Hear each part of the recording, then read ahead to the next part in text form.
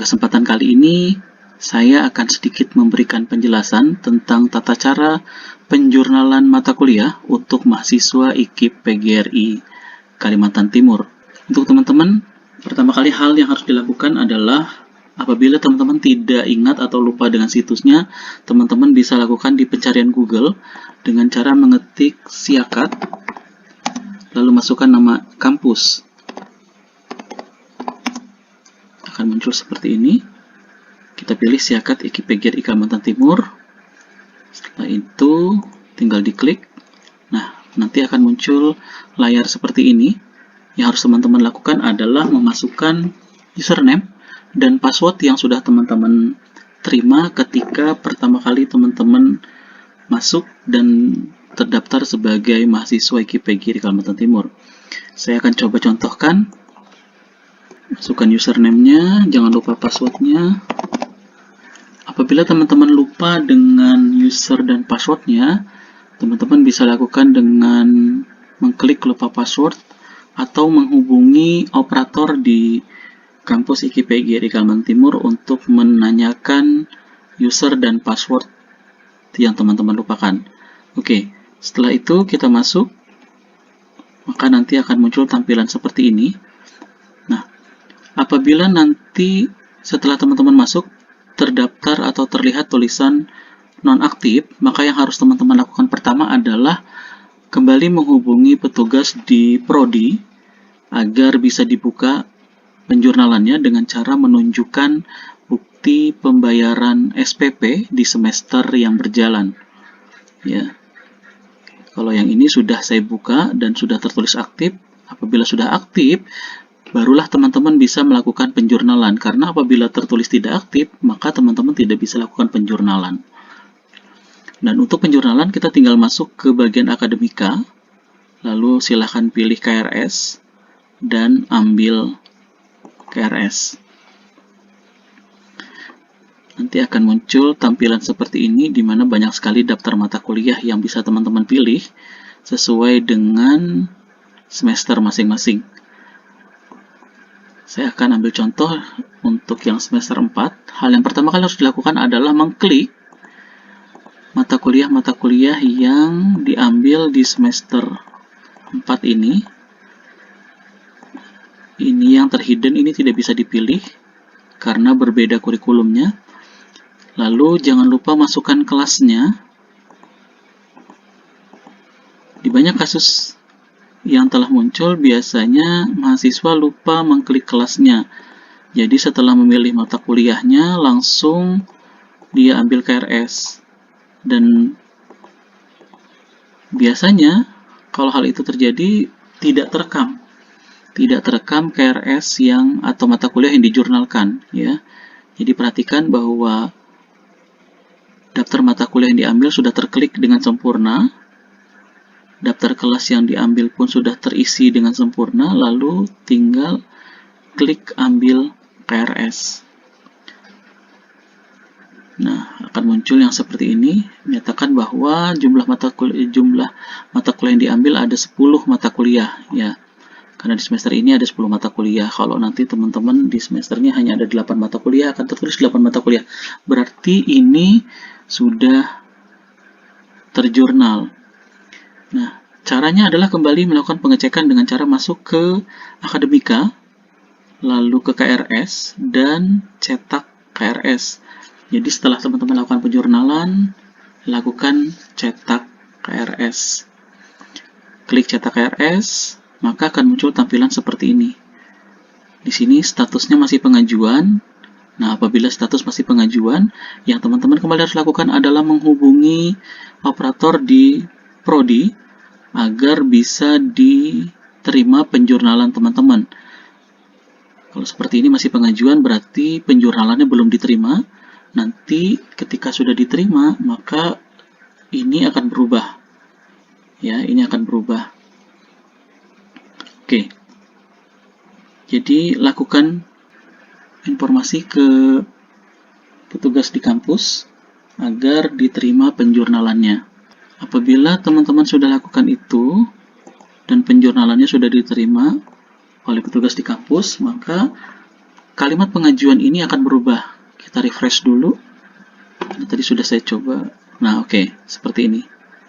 Jadi kalau sudah diterima, maka ini akan berubah, tidak lagi pengajuan. Kalau sudah seperti ini, teman-teman bisa melakukan cetak RS dengan cara mengklik ikon yang ada di pojok kiri atas ini. Diklik. Nah, tampilannya akan seperti ini, maka ini tinggal dilakukan pencetakan. Dan untuk pencetakan KRS harus diingat bahwa dicetak 2 rangkap. Satu berwarna putih dengan menggunakan kertas HPS berwarna putih, dan satu lagi menggunakan kertas HPS berwarna kuning. Jadi nanti setelah ini dicetak, teman-teman bisa langsung mengurus proses tanda tangan persetujuan dari dosen wali dan dekan. Oke teman-teman, itu sedikit tutorial dari saya tentang tata cara penjurnalan mata kuliah. Semoga bermanfaat dan terima kasih banyak.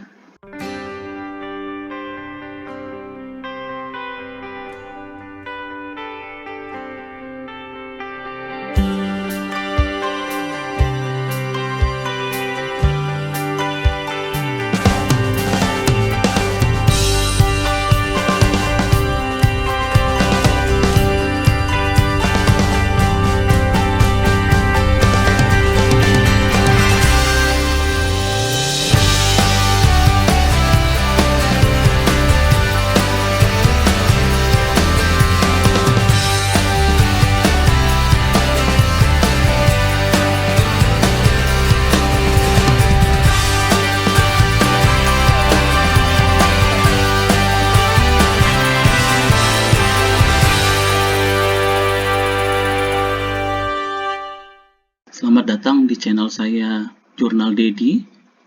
Untuk yang pertama kali bergabung dengan channel saya, tidak ada salahnya teman-teman untuk like, komen, dan subscribe di akhir video ini. Assalamualaikum warahmatullahi wabarakatuh dan selamat siang buat teman-teman semua. Warahmatullahi wabarakatuh.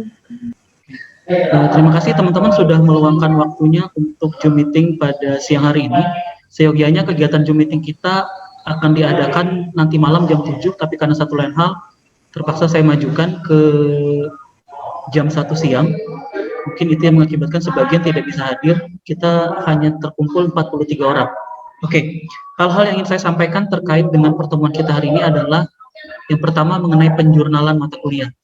Di semester lalu, saya sudah jelaskan sebenarnya ya mengenai penjurnalan mata kuliah. Bahkan tadi di awal saya tayangkan kembali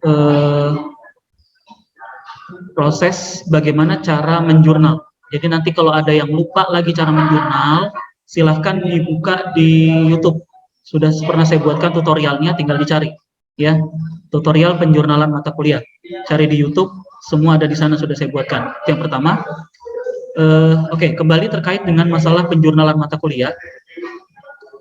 Semester lalu sudah saya ingatkan bahwa menjurnal mata kuliah itu penting, ya, menjurnal mata kuliah itu penting.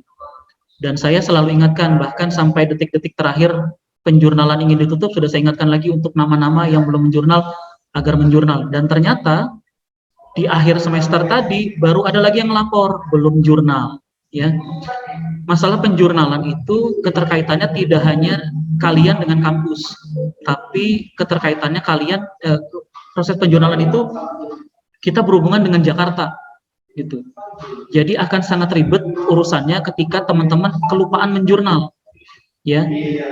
Ketika teman-teman kelupaan menjurnal karena kita harus berurusan dengan Jakarta, harus izin supaya portal dibuka, harus izin ingin menjurnalkan dan segala macam. Itu urusannya sangat panjang. Karena urusannya tidak di kampus. Kalau urusan di kampus gampang sebenarnya gitu. Ketika kalian lupa menjurnal, tinggal lapor, Pak, lupa jurnal, ya sudah dibukakan jurnal. Selesai. Tapi ini tidak seperti itu. Tidak sesederhana itu masalah penjurnalan. Sistem kita, sistem online, dan itu terintegrasi dengan PDDikti di Jakarta.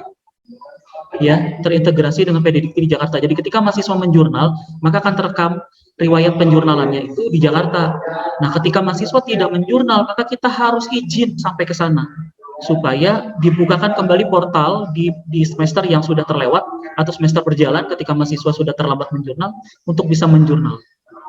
Ya, jadi saya ingatkan kembali, tolong masalah penjurnalan diperhatikan baik-baik.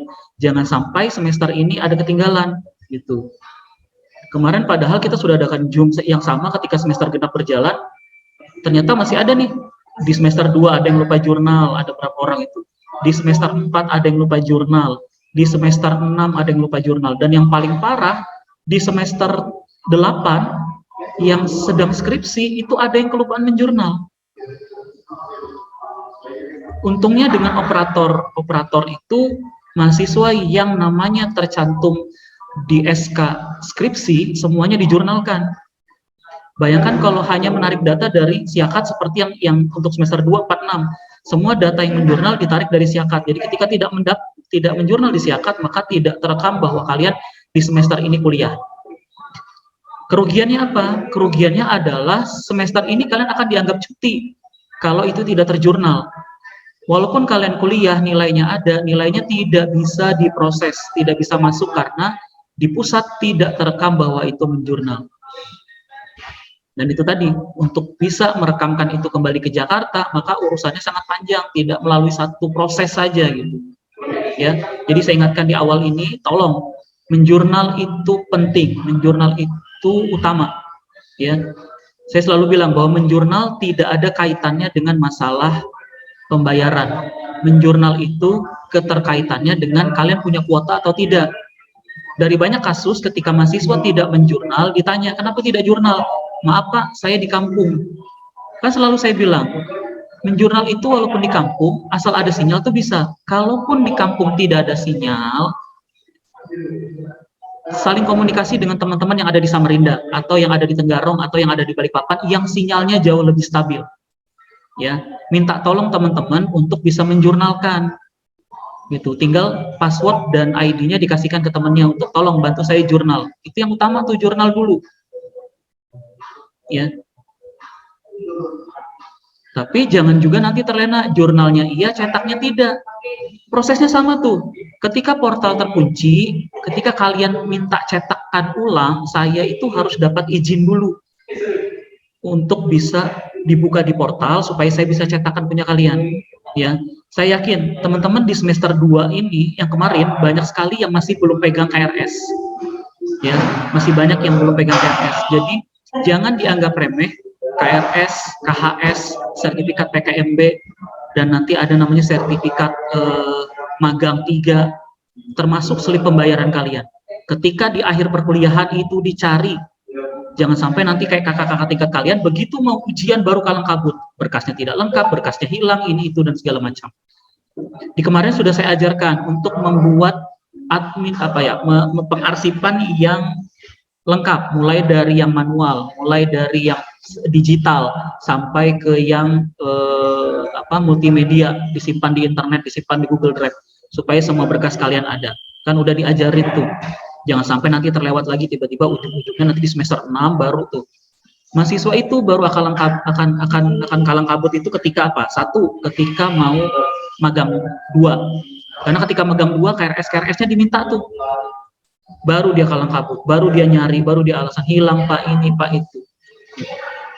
Ya, ketika mau magang 3, kalang kabut lagi. Ketika mau proposal, kalang kabut lagi. Kenapa? Karena berkasnya tidak pernah disimpan dengan baik. Gitu. Bahkan sampai hari ini, jumlah kartu mahasiswa yang belum diambil di kampus, kalau yang sering ke kampus tuh ngeliat tuh, di dalam keranjang biru saya taruh sekarang. Berapa banyak itu kartu mahasiswa belum diambil, berapa banyak itu kartu asuransi belum diambil. KHS dari semester 1 belum diambil. Kalian semester berapa sekarang? Semester 1, semester 2 ya kemarin. Yang semester 1 tuh masih ada yang belum diambil. Dan itu masih numpuk. Dan sekarang sudah mau masuk semester 3. Nanti satunya nggak diambil, 2-nya nggak diambil. Gitu. Nanti ketika sudah di 5, di 6 dia baru kalang kabut tuh nyari yang belakang. Gitu. Ya, jadi yang merasa belum administrasinya belum dilengkapi, tolong dilengkapi, kan tinggal diambil ke kampus. Saya memang tidak izinkan untuk dititip karena biasanya kalau yang dititip itu ujung-ujungnya hilang. Ya, Tapi kalau memang harus diambilkan temannya, silahkan diambilkan. Asal benar-benar dijaga gitu. Ketika dititipi temannya benar-benar jaga. Nanti diambil, tiba-tiba temannya datang nanya, nggak ada yang tahu tuh siapa yang ngambilkan. Karena saya juga tidak mungkin mencatat setiap kali ada yang mengambilkan punya siapa, dicatat dulu namanya siapa. Gitu. Ya. Jadi ingat tadi penjurnalan, pengarsipan itu penting. Jangan sampai nanti kelewat. Ya. Nah terus masalah apa tadi untuk penjurnalan, bagaimana bisa menjurnal gitu kan? Pada dasarnya kami di prodi itu intinya adalah teman-teman membawa surat bahwa teman-teman sudah bayar, ya. Semester ini akan lebih berat masalah pembayaran. Kenapa? Karena di semester ini tidak ada potongan 20% seperti 2 semester sebelumnya, ya kan? Di semester ini, semester 3 teman-teman bayar full. Oh, kalau semester 2 baru 1 kali dapat potongan ya. Waktu di semester 1 tidak ada potongan ya. Ya, waktu di semester 1 kan bayarnya full. Di semester 2 ada potongan 20%. Nah, di semester 3 ini tidak ada lagi potongan 20%. Berarti bayarnya lumayan agak berat. Berapa SPP angkatan kalian? 2,2, Pak. 2,2 itu sudah dengan apa? Dengan registrasi belum?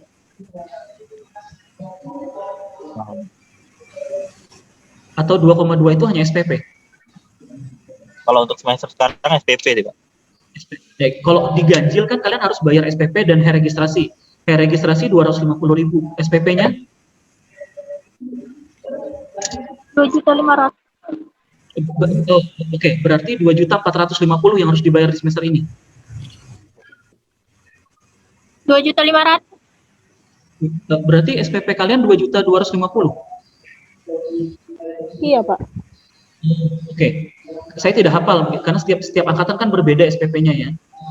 Oke. Nah, bayangkan kalian harus bayar sebanyak itu dalam satu waktu, ya. Jadi gini, untuk masalah penjurnalan, yang penting teman-teman sudah lakukan pembayaran berapapun itu, ya. Tapi bukan yang 250.000 ya. Jadi kalian SPP nih 2.250.000, kalian baru bayar 1 juta, silahkan laporkan ke prodi, nanti saya buka untuk kalian bisa menjurnal. Tapi pastikan bahwa SPP kalian lunas sebelum proses pencetakan.